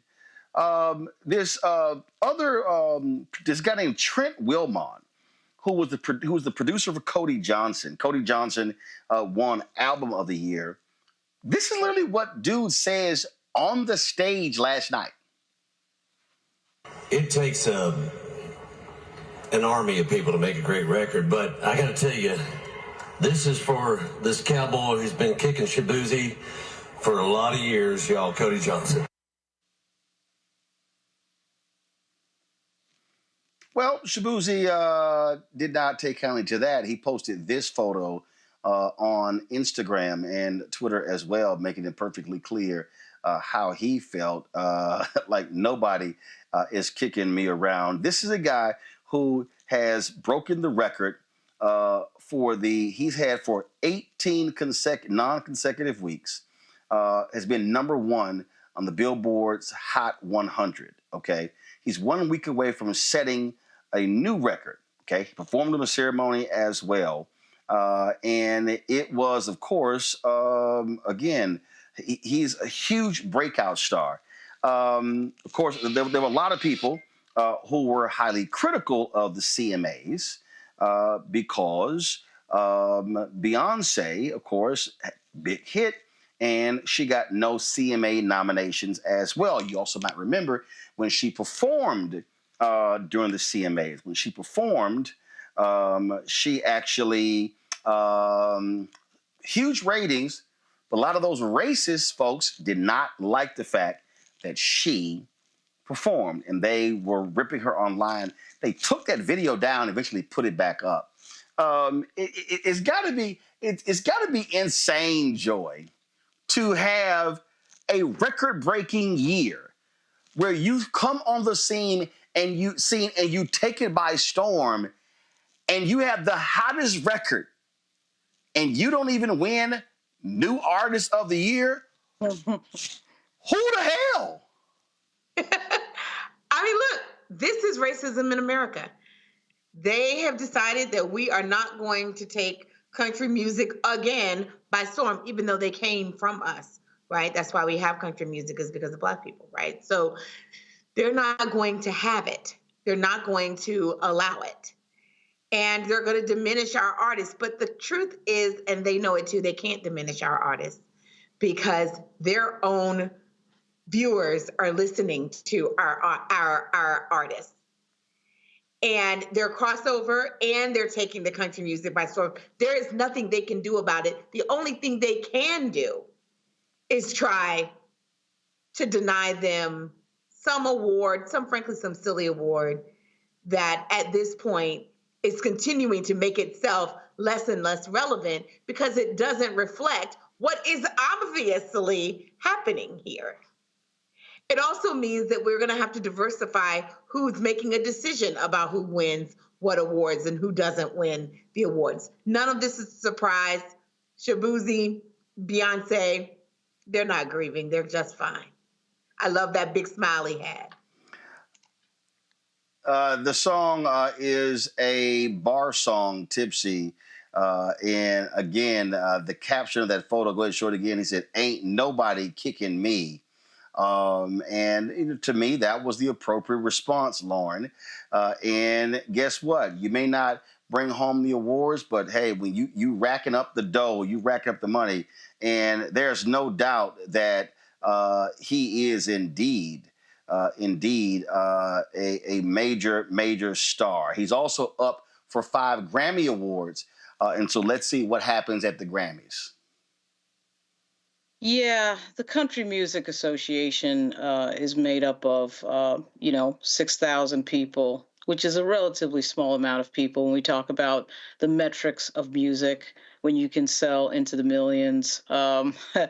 And this song is a phenomena. I don't know that Shabuzi is really in need, or Beyonce is in need of this type of white validation, quite frankly, because there's something, as Quincy Jones once said, there's something almost on a religious level about music. And what happens is that popular phenomena of people listening to his music and going to see him in concert would overtake anything that CMA would ever do. It kind of reminds me a little bit of what happened to Spike Lee with the movie Malcolm X, when Son of a Woman won, or actually it was Al Pacino who won the Best Actor, and Denzel didn't win, and the movie didn't win. And we look back on it all like, what movie do we remember? We remember Malcolm X more than we remember Son of a Woman, right? So it's kind of the public speaks, and they'll win out in the end. And I just don't think they're in need of this type of white validation. It really just doesn't matter. They're overtaken by the numbers. They're overtaken by the fame that they'll get from their music. And shout out to Shabuzi. He's got a Virginia connection. He was born in Woodbridge.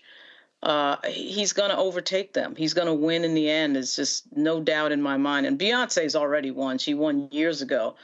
It really is kind of cute that they think that they can diminish these people. They're not going to be able to do it. Well, it's funny, of course, when you look at the numbers, you look at how you perform, you look at, frankly, being number one. And I get a kick out of these people, Derek, who go, this is our culture. It's ours. You didn't even create it. Right. Because Roland, they do know. Black people did. You didn't even create it. History. Black people created country music. They don't know their history, and that's why they're trying to whitewash history, right? They got to go back to Chuck Berry. Who did Chuck Berry have learned from him? Elvis Presley. Ask Elvis Presley who he learned from, right? And so B.B. King, right? We create everything, Roland, and that's why they're so envy and jealous of us.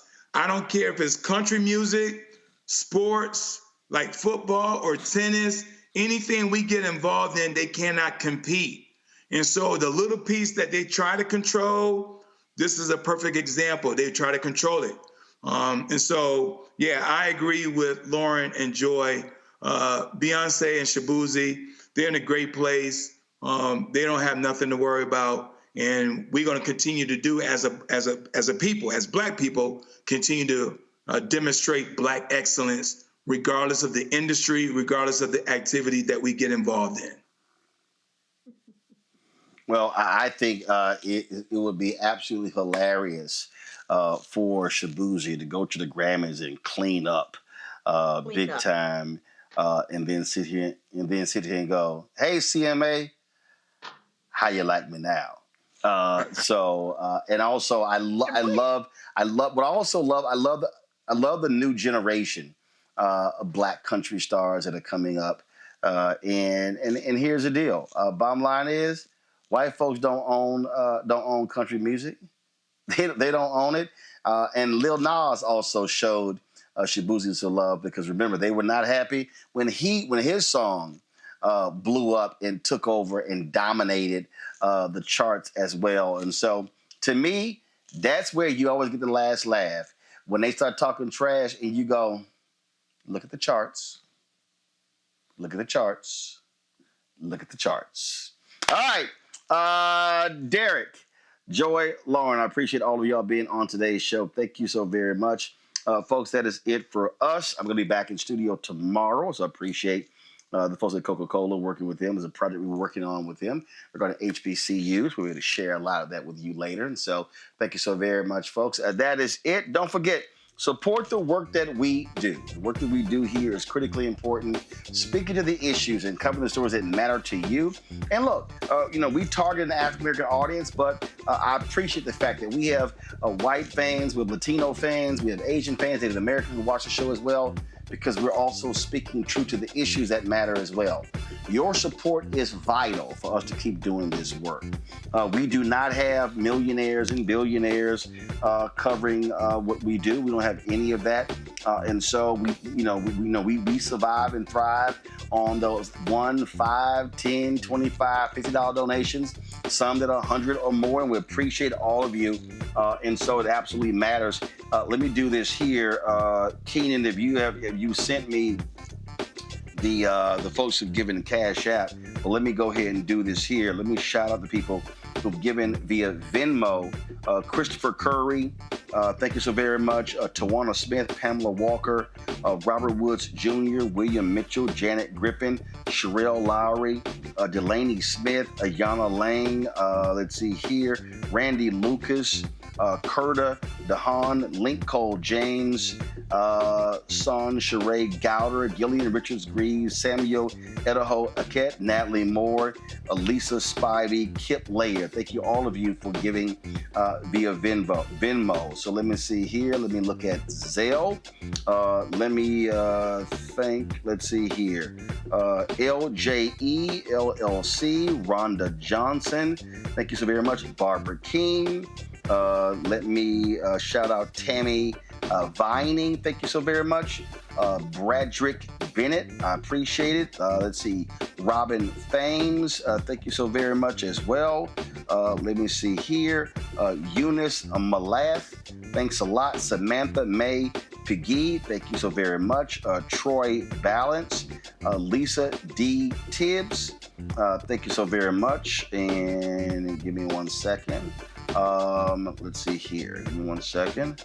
I'm going to also thank L. Carson, Henry Garrett. Thank you so very much as well. Thank you for all of you for contributing, doing the show.